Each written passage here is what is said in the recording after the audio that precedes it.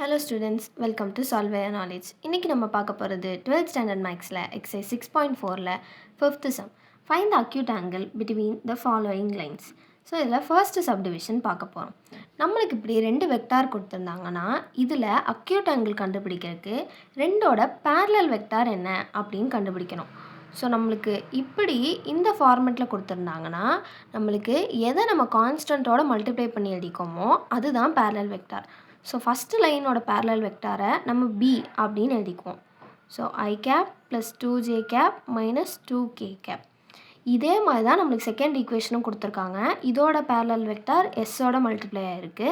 So இதோட parallel வெக்டாரை நம்ம D அப்படின்னு எடுத்துக்கிறோம். எப்போயுமே ஃபஸ்ட் இருக்கிறதோட Bனையும் செகண்ட் இருக்கிறதோட D அப்படின்னும் எடுத்துக்கலாம். ஸோ இப்போ ஃபஸ்ட்டு இது ரெண்டுக்கும் நம்ம டாட் ப்ராடக்ட் கண்டுபிடிக்கணும். அதாவது B டாட் D இது ரெண்டுக்கும் டாட் ப்ராடக்ட். ஸோ என்ன வரும் 1 இன்ட்டு -1 -1 2 இன்ட்டு -2 -4 -2 இன்ட்டு 2 மறுபடியும் -4 தான் வரும். ஸோ இது எல்லாத்தையும் ஆட் பண்ணால் நம்மளுக்கு -9 வரும். அடுத்து Bயோட வேல்யூ அதாவது mod B கண்டுபிடிக்கணும். ஸோ ரூட் ஆஃப் இது எல்லா கோஎஃபிஷியண்ட்டோட ஸ்கொயர். ஸோ இதோட கோஎஃபிஷியன்ட் 1 ஸ்கொயர் ப்ளஸ் இதோட கோஎஃபிஷியன்ட் ஸ்கொயர் 2 ஸ்கொயர் ப்ளஸ் இதோடது -2 ஸ்கொயர். ஸோ இதை ஸ்கொயர் பண்ணால் நம்மளுக்கு 1 + 4 + 4 வரும். So that is root 9 value என்ன 3. இதே மாதிரி தான் mod Dயும் நம்ம கண்டுபிடிக்கணும். So that is equal to அது என்ன -1 ஸ்கொயரு ப்ளஸ் இங்கே -2 அதனால் -2 ஸ்கொயரு அப்புறம் ஒரு 2 so plus 2 square. So that is equal to root of 1 + 4 + 4 that is equal to root 9. Root 9ஓட வேல்யூ என்ன 3. ஸோ இப்போ நம்மளுக்கு ஆங்கிள் கண்டுபிடிக்கிறதுக்கு ஃபார்முலா அதாவது cos theta equal to mod B dot T by B into T. அதாவது இதோட value என்ன -9. So mod -9 by இதோட வேல்யூ 3 இதோட வேல்யூவும் 3. ஸோ mod 9 வந்து வெளியில் வந்தால் பாசிட்டிவ் ஆகும். So 9 by 3 3s are 9. So 9 by 9ஓட value 1. So cos theta value 1 அப்படின்னா theta equal to cos inverse of 1 அப்படின்னு வரும். காஸ் இன்வர்ஸ் ஆஃப் 1 எப்போ வரும் 0 டிகிரி அப்போ வரும். ஸோ அக்யூட் ஆங்கிள்ங்கிறது என்ன தீட்டா ஈக்குவல் டு 0 டிகிரி. இதில் செகண்ட் சப்டிவிஷன் இப்போ பார்க்கலாம். இதில் நம்மளுக்கு செகண்டு கொடுத்துருக்கிறது வந்து போன சம் மாதிரியே தான் கொடுத்துருக்காங்க. ஆனால் இது நம்மளுக்கு கார்ட்டீசியன் ஃபார்மில் இருக்குது. ஸோ இதை கார்ட்டீசியன் ஃபார்மோட ஜென்ரல் ஃபார்மேட்டுக்கு கொண்டு வரக்காண்டி x -4 அப்படின்னு எழுதிக்கிறேன். ஏன்னா எப்பயுமே செகண்ட் இருக்கிறது வந்து மைனஸில் இருக்கணும். இங்கே ஆல்ரெடி மைனஸில் இருக்குது அதனால் அப்படியே எழுதிக்கலாம். இங்கே z -5 அப்படின்னு இதை மாற்றி எழுதிக்கலாம் பை 5. ஸோ இப்போ இதில் B வெக்டார் கண்டுபிடிச்சோன்னா இதில் கீழே இருக்கிறது தான் B வெக்டார். அதாவது 3i + 4j + 5k இது தான் B வெக்டார். ஸோ இதிலேருந்து நம்ம D வெக்டார் எடுத்தோன்னா D வெக்டாருங்கிறது என்ன இந்த ப்ராக்கெட்குள்ளே இருக்குது. அதாவது 2i + j + k இது தான் D வெக்டார். ஸோ ஃபஸ்ட்டு நம்ம என்ன கண்டுபிடிக்கணும் இது ரெண்டுக்கும் டாட் ப்ராடக்ட் கண்டுபிடிக்கணும். So 3 × 2 6 plus 4 × 1 4 plus 5 × 1 5. ஸோ நம்மளுக்கு இது 15 வரும். அடுத்து mod B கண்டுபிடிக்கணும். அதாவது ரூட் ஆஃப் 3 ஸ்கொயர் ப்ளஸ் இது என்ன 4 ஸ்கொயர் அப்புறம் இது 5 ஸ்கொயர். ஸோ இதுக்கு நம்ம வேல்யூ சப்ஸ்டியூட் பண்ணோன்னா 9 + 16 + 25 வரும். ஸோ அதாவது ரூட் 50 வரும். அதை வந்து நம்ம 5√2 அப்படின்னு எழுதிக்கலாம். ஏன்னா ரூட் 50ங்கிறத ரூட் 25 × 2ன்னு பிரித்து எழுதலாம். ஸோ ரூட் 25ஓட வேல்யூ 5 √2 அப்படியே வரும். அடுத்து Dயோடது தட் இஸ் ஈக்குவல் டு Dயோடதோட ஸ்கொயர்ஸ் அதாவது 2 square plus 1 square plus 1 square that is equal to 4 + 1 + 1ன்னு வரும்.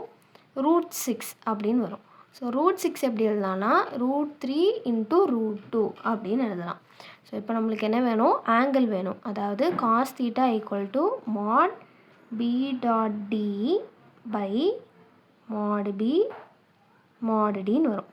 ஸோ இதோட வேல்யூ என்ன, 5√2 mod by இதோட வேல்யூ என்ன, இதோட வேல்யூ 15.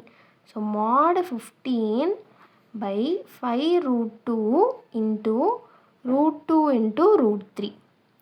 ஸோ mod 15ஓட வேல்யூ 15 தான்.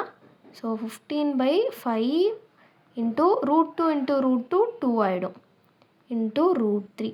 ஸோ இதோட வேல்யூ இங்கே நம்மளுக்கு 3 வரும்.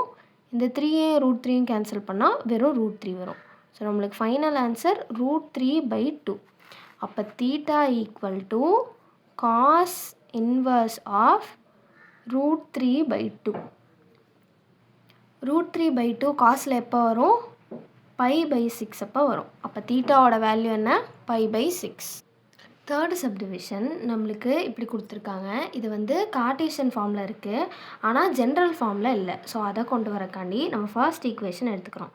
அதாவது 2x = 3y = -z. இதில் எப்பயுமே நம்மளுக்கு xyzக்கு கோஎஃபிஷியன்ட் 1ஆக தான் இருக்கணும். ஸோ இது எல்லாமே கேன்சல் ஆகிற மாதிரி ஒரு நம்பரை நம்ம டிவைட் பண்ணணும். ஸோ நம்மளுக்கு என்னென்ன இருக்கோ இதெல்லாம் மல்டிப்ளை பண்ணிக்கலாம். இங்கே நம்மளுக்கு 2ம் 3ம் இருக்குது. ஸோ நம்ம 6ஆல் மல்டிப்ளை டிவைட் பண்ணோன்னா இது எல்லாமே கேன்சல் ஆகிடும். லைக் இது டிவைடட் பை 6, இது டிவைடட் பை 6, இது டிவைடட் பை 6. ஸோ அப்படி பண்ணும்போது நம்மளுக்கு இது கேன்சல் ஆகி இங்கே x/3ன்னு வரும், இங்கே y/2ன்னு வரும். இங்கே இருக்கிற மைனஸை நம்ம கீழே எழுதிக்கலாம். ஸோ z/-6 அப்படின்னு வரும். இப்போ இது வந்து நம்மளுக்கு ஜென்ரல் ஃபார்மில் இருக்குது. ஏன்னா இதை வந்து நம்ம x-0ன்னு எழுதிக்கலாம், y-0ன்னு எழுதிக்கலாம், z-0ன்னு எழுதிக்கலாம்.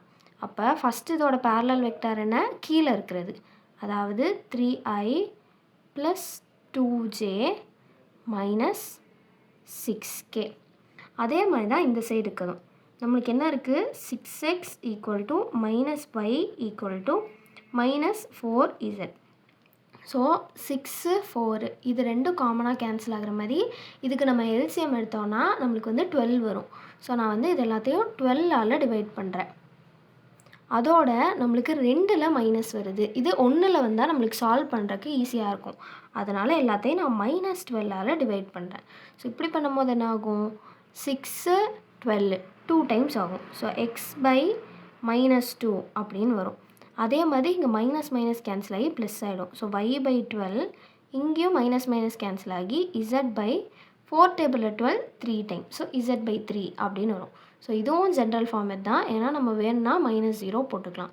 ஸோ அப்போ டியோட வேல்யூ என்ன, -2i + 12j + 3k. ஸோ போன சம்ஸ்க்கு பண்ண மாதிரியே தான் இதுக்கு ஃபஸ்ட்டு நம்ம டாட் ப்ராடக்ட் கண்டுபிடிக்கிறோம்.